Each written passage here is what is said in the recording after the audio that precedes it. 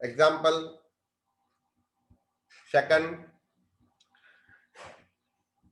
શું લખ્યું છે જો પહેલા પેજ ઉપર following is the trial balance of Messrs Rishabh Traders as on 31st March 2018 તો હેડિંગ આપવાનું in the books of Messrs Rishabh Traders second line માં trading account third line માં for the year ended on 31st March 2018 trading account બનાવવાનું હોય તો જ બનાવવાનું પણ કદાચ ગ્રોસ પ્રોફિટ આપી દીધો હોય તો ટ્રેડિંગ એકાઉન્ટ બનાવવાની જરૂર નથી.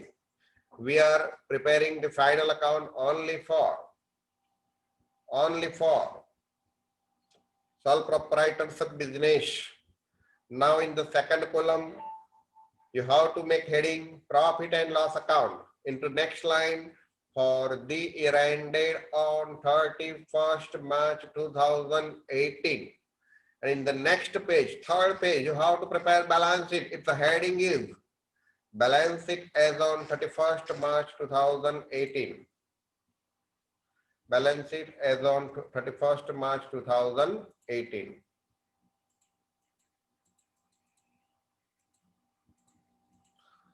So, how to prepare? This is the importance.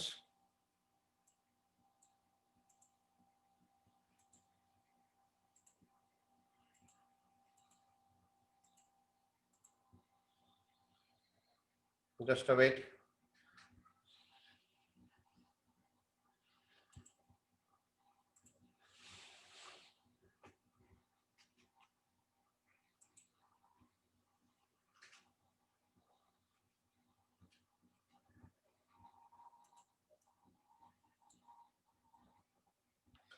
तो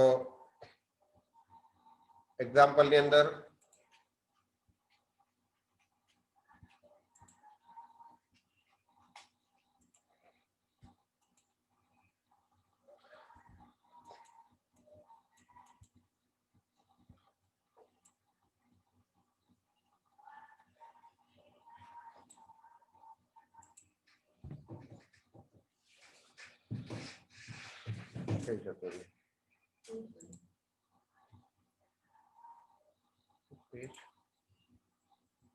एग्जांपल પેલી બાજુ સ્ક્રોલ કરો ને નીચેની આમ સ્ક્રોલ કરો તો આવશે ને પેલી બાજુ જતું રહ્યું હશે. अच्छा पेज जતું રહ્યું.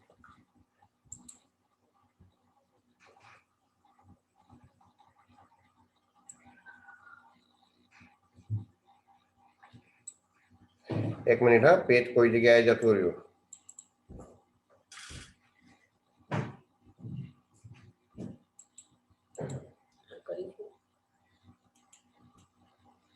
ચેનું સ્ક્રોલ કરી દો.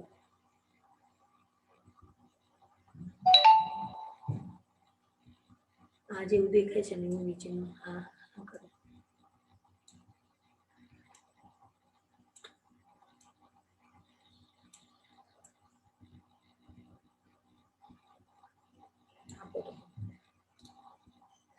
અંદાજ કરીને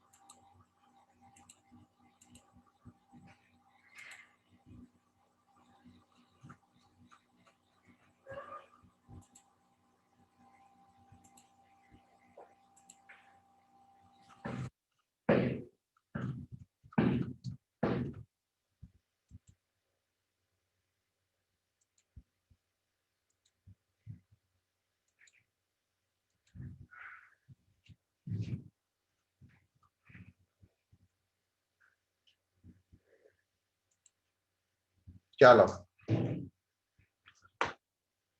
હવે જો કેપિટલ એન્ડ ડ્રોઈંગ આપેલું છે દરેક જણ ધ્યાન રાખો. કેપિટલ એન્ડ ડ્રોઈંગ, તો આ રકમ કઈ છે? કેપિટલ ની છે. તો કેપિટલ ક્યાં આવશે? બેલેન્સ શીટ ની લાયબિલિટી સાઈડ. તો બેલેન્સ શીટ ની લાયબિલિટી સાઈડ શું હેડિંગ આપવાનું છે?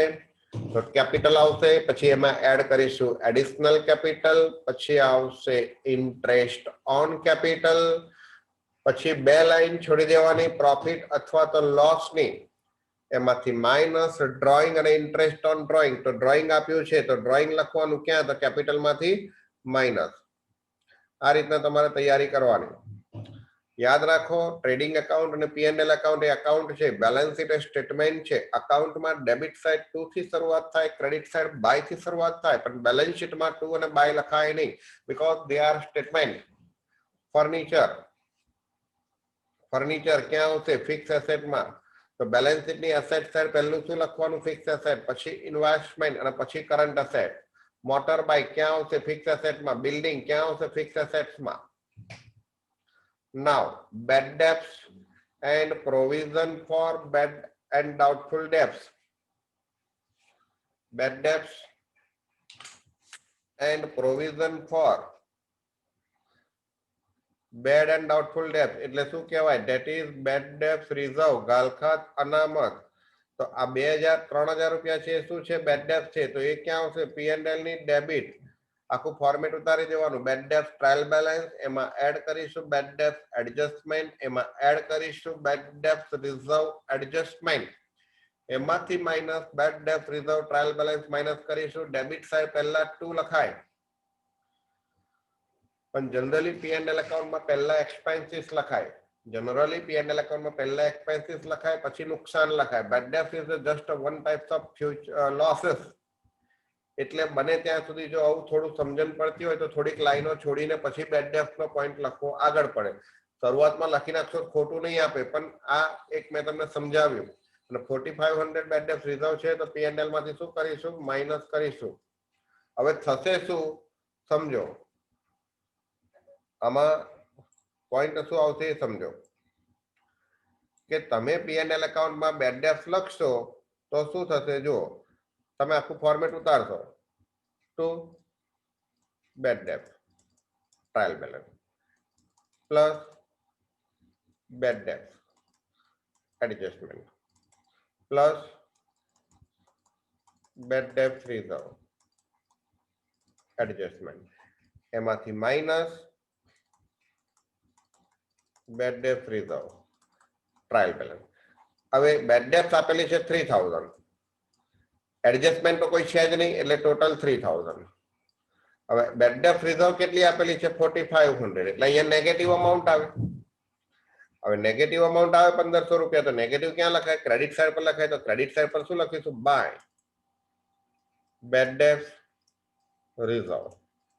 શું લખાશે? બાય બેડ ડેબ્ટ રિઝર્વ. અને બ્રેકેટમાં શું લખાશે? બ્રોટ ડાઉન ફ્રોમ B/D એટલે આગળ લાવ્યા, brought down from debit side. અને કેટલા લખીશું? 4500. અરે સોરી, કેટલા નેગેટિવ? 1500. તો 1500 આ રકમ એ અહીંયા આગળ લખવામાં આવશે. ક્રેડિટ સાઈડ નેગેટિવ છે એટલા માટે. પોઝિટિવ હોત તો પ્રશ્ન જ નતો. બરાબર. ત્યારબાદ સન્ડ્રી ડેટર્સ અને ક્રેડિટર્સ. તો ક્રેડિટર્સ ધેટ મીન્સ લેણદારો, એની જમા બાકી હોય, અને ડેટર્સ એટલે કે દેવાદારો, તો એની ઉધાર બાકી. ઘણા લોકો તો ડેટર્સ તો ડી એટલે ડેબિટ ને ક્રેડિટર્સ તો સી એટલે ક્રેડિટ એવું ગોખી નાખે છે. એવું ગોખવાનું નહીં. તો સન્ડ્રી ડેટર્સ 1,86,000 ક્યાં આવશે? કરંટ એસેટ્સમાં. અને 1,60,000 એ ક્યાં આવશે? લાયબિલિટીઝમાં આવશે. લાયબિલિટી સાઈડ પર આવશે. પછી પરચેજ એન્ડ સેલ્સ. તો પરચેજ અને સેલ્સમાં જોઈ લેવાનું. રિટર્ન છે તો યસ રિટર્ન આપ્યું છે. કયું રિટર્ન છે? બંને રિટર્ન છે.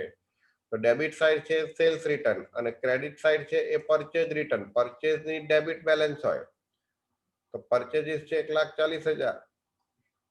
અરે સોરી 14 લાખ. રકમમાં મિસ્ટેક કોમા કરવામાં છે.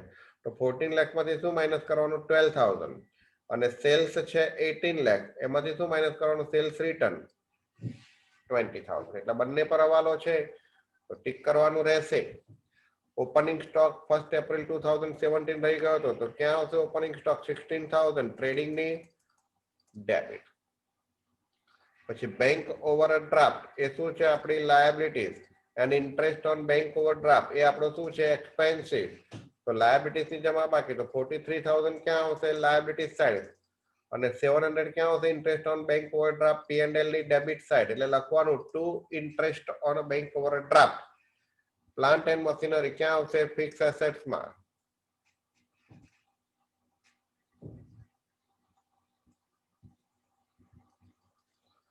એડવર્ટાઇઝિંગ તો એ શું કહેવાય એક્સપેન્સિસ. એક્સપેન્સિસ હોય તો P&L ની ડેબિટ.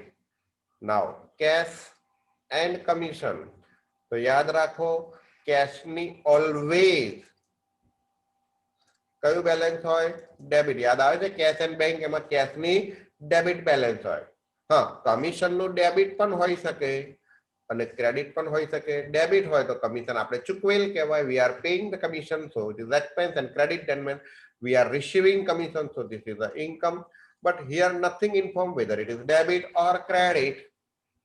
ડેબિટ છે કે ક્રેડિટ છે એ આપણને કીધું નથી. તો શું કરીશું, તો કેશ એ એસેટ છે, તો અસેટ્સ ની કઈ બાકી હોય ઉધાર બાકી હોય, તો 12,000 કેશ છે, કેશ આવે કરંટ એસેટ્સ માં, અને કમિશન આપણી ઇન્કમ છે, તો ઇન્કમ હોય તો P&L ની credit. Next taxes and insurance premium. તો ખર્ચ છે તો કઈ બાકી છે 10,000 debit, P&L debit. Bills, bills એટલે બે બિલ્સ હોય, બિલ્સ રિસીવેબલ અને બિલ્સ પેએબલ.